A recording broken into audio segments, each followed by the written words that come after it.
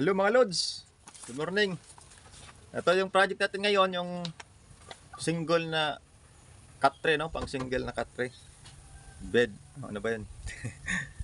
Ito na yung mga, ito na tukad ko na, tapos ito na yung kailangan natin i-cut, no?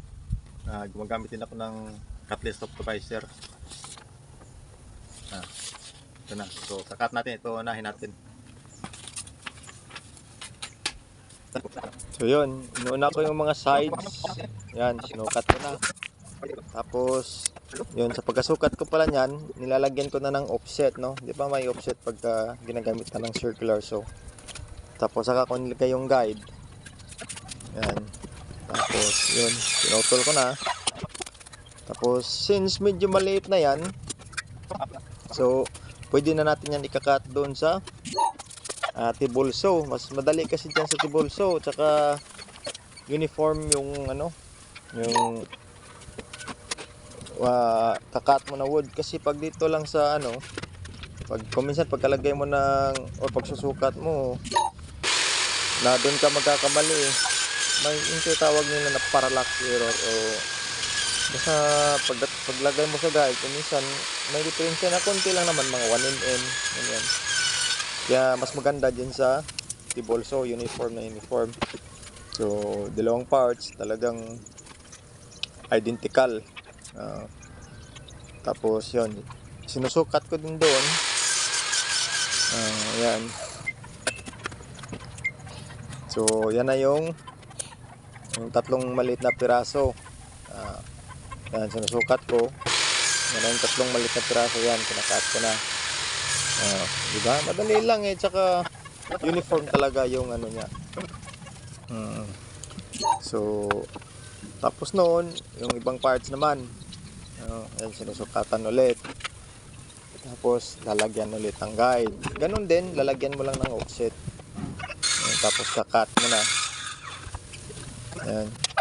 Diyan, hindi ko diniretso yan eh, kasi sayang naman yung plywood pag diniretso mo makakat. Kaya ang ginawa ko, kakat ko dyan sa dulo. Yan, tingnan nyo. So, kumbaga yung plywood hindi diretso na natabas. Sayang kasi din yung ano, extra ng plywood. Yan, sinusukatan kasi yung sinukat ko may ano yan eh, may mga 1 mm na ano, yung sinabi ko na kuminsan sa paglagay mo ng guide may diferensya na 1 mm. Kaya yan, kinukuha ko naman yung 1 mm dyan. Wala kasi akong planer, kaya yan lang ginagamit ko. Tapos yung mga maliit na parts na pang support, yan, nakat ko na rin sa harapan at saka sa likod at saka sa side. Diyan natin iano yung ano eh, yung bed floor. So mga lods, dito mag-assemble na tayo, no? Dito mag-assemble na tayo. Assemble na natin yung kinakat natin. Oops. So yan, nilalatag ko muna. Pinapwesto ko ng mga ano parts. Tapos yan, unti-unti ko na ina-assemble. Inuuna ko yung mga support. Yan, yung support sa gitna eh. Tapos yung mga maliit na yan na ano, yan yung support ng bed floor, yung sinabi ko kanina. Tapos yan, may mga yung tatlong maliit na kinat natin doon sa table saw. So ayun na, nilagay natin yung ano, magkabilang side. Diyan kasi lalagay natin yung bed floor at diyan din yung foam. Yan yung support eh.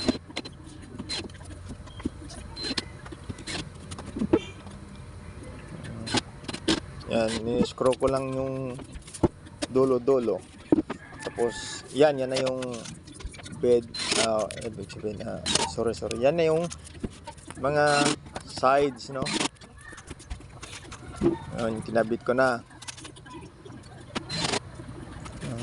Yan, pagkatapos yan, nilagyan ko rin ng screw sa ilalim, sa loob. Tapos, lalagyan natin ng brace, no? Para hindi, ang tawag nun, para firm na firm siya. Yan yung brace na ano. Ayan, nilagay ko na yung mga brace. Plywood lang din yung ginawa kong brace. Yan yun, no? Makita mo dun sa pinakadulo na corner. Yan. Yun yung brace na kinabit ko kanina. Tapos siya na yung maging headboard natin. Yan, kinabit ko na. Pagkatapos yan, yung sa ano naman, sa front, sa kabila, dito sa may paa. Yan, nilagyan ko ng screw sa loob para talagang matibay. Ganun din dito sa ano, sa harapan. Tapos yan, nilagyan na natin yung bed floor. Bed floor tawag ko doon. Ewan ko anong tawag dyan. Sa bed floor yan. Ayan na. Tapos lagay na natin yung foam. Ayun. Ganun lang pala kadali gawa ng katre, no? So ito na mga lods, no? Ito na yung nagawa kong katre. Tsaka yung isa. Ayan, dalawa na.